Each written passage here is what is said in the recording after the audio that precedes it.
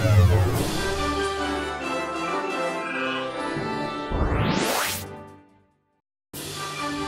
sa News Headquarters ng Pilipinas, Aksyon Breaking. Magandang gabi, ako po si Mayan Los Baños. Narito ang mga balita sa oras na ito. Nanatili pa rin bilang richest congressman si Sarangani Representative Manny Pacquiao. Umakyat pa sa higit 1.7 billion pesos ang net worth ni Pacquiao nitong 2012 mula sa 1.3 billion pesos na net worth noong 2011. Sinundan naman siya ni Ilocos Norte Representative at dating First Lady Imelda Marcos. Pasok rin sa top 5 richest House members sina Speaker Sonny Belmonte, Alfredo Benitez at Jules Ledesma. Nanatili naman si anak Pawis Representative Rafael Mariano bilang poorest congressman na higit 70,000 piso lang ang net worth. Pinaparecall ng car manufacturer na Nissan ang higit 800,000 nitong sasakyan sa buong mundo dahil sa problema sa manibela. Kabilang sa pinaparecall ang Micra compact car na gawa noong 2002 hanggang 2006. Kasali rin sa pinasasauli ang Cube model na ibinenta sa Japan sa parehong panahon. Nakitaan kasi ng depekto sa manibela ang mga sasakyan na bigla na lang daw lumuluwag. Kailangan daw higpitan ng bolts nito o kaya ay tuluyang palitan ang steering wheel. Nilinaw naman ng Nissan na wala pa silang naitatalang na disgrasya dahil sa problemang ito.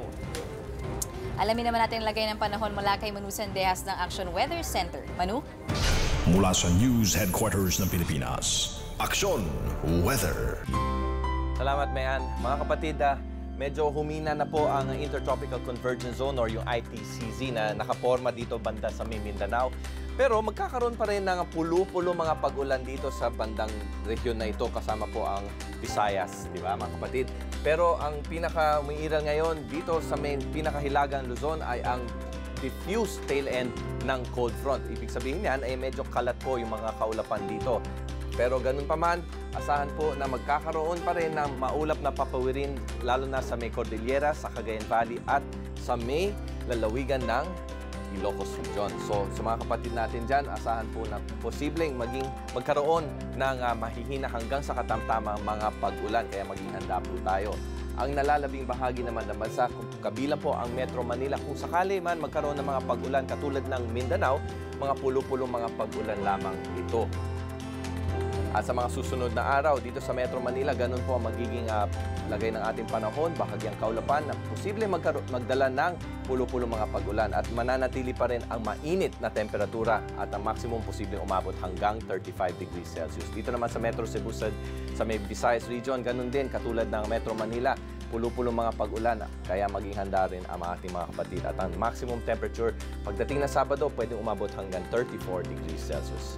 Metro Davao, sa ngayon, mga kapatid, medyo maganda nga ang lagay ng panahon dahil humina nga ang Intertropical Convergence Zone. Pero pagdating ng weekend, ayan, hanggang sa susunod na Martes, medyo magkakaroon pa rin ng kaulapan. At ang temperatura, mga hanggang 33 degrees Celsius.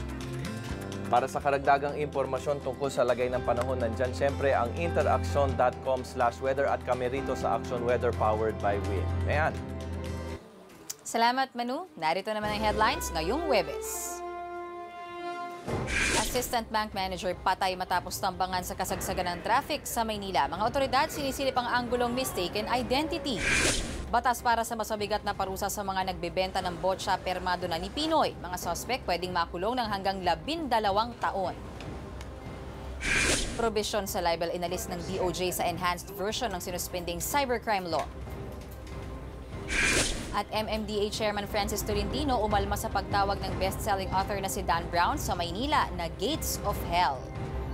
Makinig lang po sa Radio 5 92.3 News FM at mag-log on sa news5.com.ph para sa walang patid na balitaan ng News 5 everywhere. Ako po si Mayan Los Baños. Magandang gabi.